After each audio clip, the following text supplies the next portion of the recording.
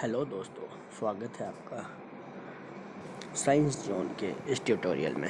दोस्तों, आज हम जिस चैप्टर के रिलेटेड बात करेंगे वो चैप्टर है साइंस का लाइट, जिसमें हम लाइट के बारे में और उसकी वेरियस प्रॉपर्टीज़ के बारे में जानेंगे। दोस्तों, तो शुरू करते हैं।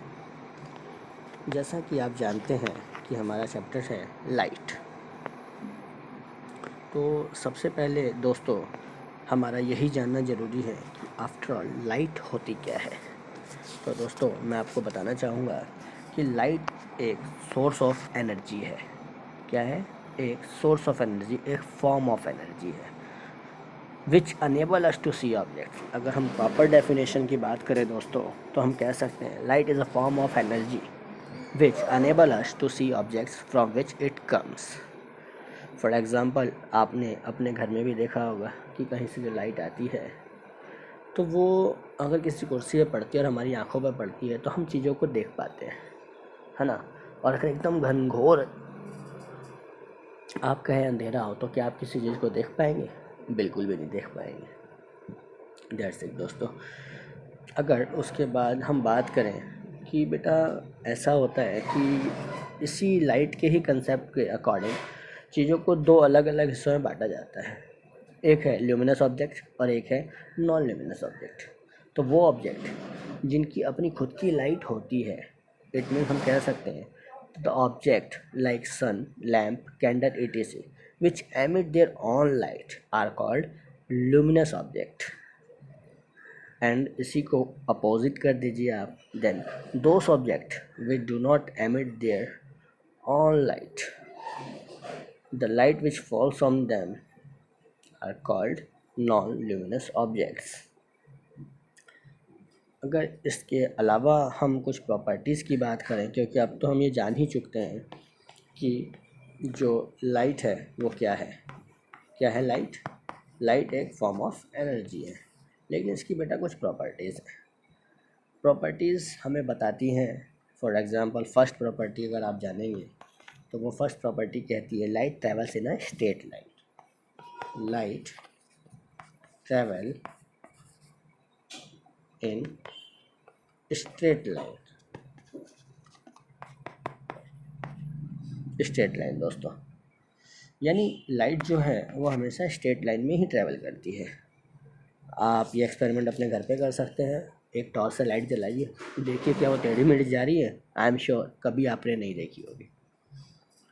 अगर बात करें लाइट के नेचर की, तो साइंटिस्टों के एक्सपेरिमेंट्स के अकॉर्डिंग बेटा दो तरह की लाइट के नेचर को पाया गया है। पहले को कहा जाता है वेव थ्योरी और दूसरे को कहा जाता है particle theory. Nature of light में पहला है वेव थ्योरी और दूसरा है दोस्तों पार्टिकल थ्योरी। फर्स्ट की बात कर लेते हैं पहले वेव थ्योरी की। वेव थ्योरी की बात अगर हम करते हैं दोस्तों, तो वेव थ्योरी कहती है कि जो लाइट है ना वो इलेक्ट्रोमैग्नेटिक वेव की तरह है। इलेक्ट्रोमैग्नेटिक वेव मैं आपको बता दूं वो वेव्स होती हैं जिनको बेटा चलने के लिए, प्रोपेगेट करने के लिए, आगे बढ़ने के लिए किसी मीडियम की ज़रूरत नहीं होती। और मीडियम क्या होते हैं? सॉलिड, लिक्विड या तो गैस।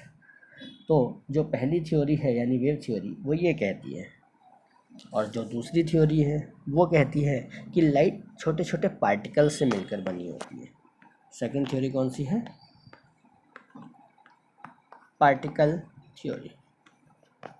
पार्टिकल थ्योरी वो कहती है कि लाइट जो है वो अलग अलग पार्टिकल से मिलकर बनी होती है, और ये बहुत ही हाई स्पीड में, बहुत ही हाई स्पीड में ट्रैवल करती है आगे की ओर, जहाँ आप इसको ट्रैवल करना चाहें।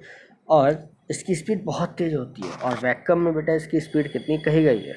3 × 10⁸ मीटर/सेकेंड।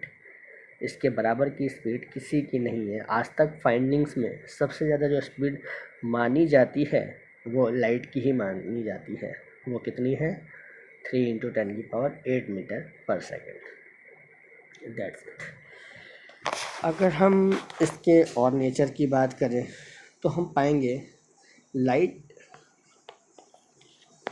Has reflecting nature.